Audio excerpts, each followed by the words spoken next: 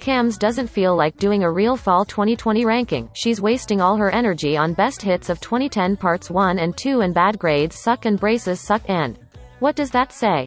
Something about December scary. I don't get what she's referencing. Yeah, I'll just breeze through this. Billboard week is the 31st of October 2020. Thanks to Lux, this doesn't exist. It will never exist. It's impossible to talk about something that can't exist, so how are you today?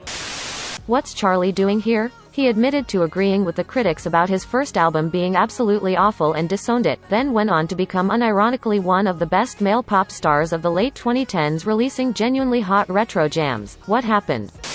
When this first came out, it totally blew my mind. Justin Bieber actually acknowledged his child star past, and the millions who hated him? Never thought I'd see the day. I'm so proud of him.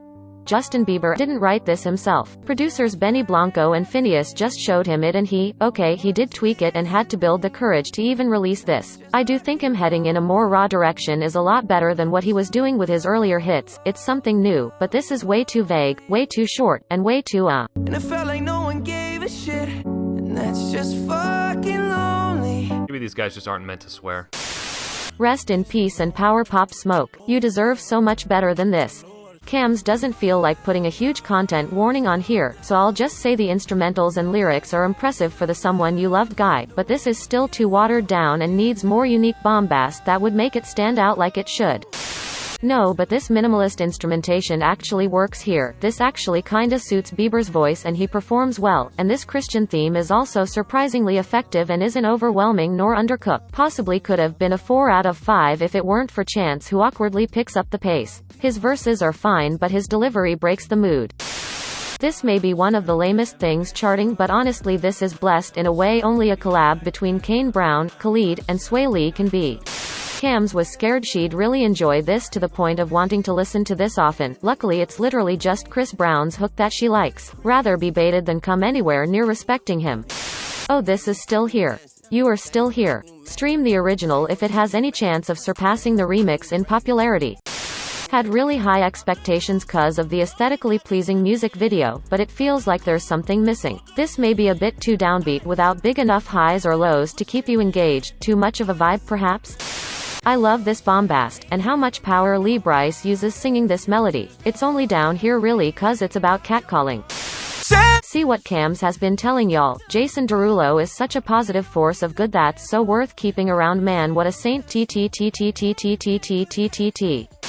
What's the future of hip-hop beats, guitar melodies or brass riffs? Camz is sad to admit this is the second most likely song for her to immediately skip the second she hears it play on the radio at the moment. It's that overplayed. I mean, can't blame the stations for that really, it's understandable. Todd in the Shadows pretty much confirmed this is going on his worst list. When he does put out that 2020 worst list, his 14-year-old fanboys who take his words as the law will begin to hate on it too. We better start crafting art. You're just Matt Ian Dior is not your dad. Shields quick or else. My god, these bitches topped the US charts. Good for them. Good for them. Out of guitar melodies and brass riffs, rooting for the former. They're elegant and add lots of flavor, and are personally more fun to vibe to and have stuck in your head. Everyone's favorite song of every season is gonna be Song of the Year. Wow, hope you're happy guys. Must be so much fun to be you. Camz is supposed to listen to this with fresh ears if this makes her top 10 best list, which it's supposed to. It topped Summer, but it's been around for so long it's impossible to do so. Can I join? They're having so much fun. I mean both Camz and I mean that.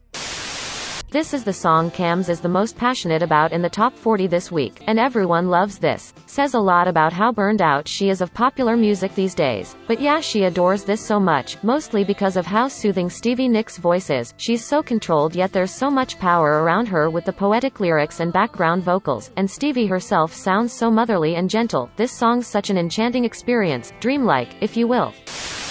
Scores added up equal 63.5 out of 100. Fall good, fall not good compared to spring and summer cuz 2020 music great. Shout out to Evie, Cyril, Ghosty, and Jules for getting Folklore and streaming Cardigan, even though our efforts to get it onto the year-end Hot 100 may be futile. Also check out the Fall 2020 seasonal playlist. It's based on TikTok because Camz is running out of ideas. It's really good though, not gonna lie. The previous ones are in the description too if you're already nostalgic for those slightly less hopeless times. Voice 7 female text to speech bot signing off. Who knows, I may be back one day. Have a spookyful Halloween, I guess.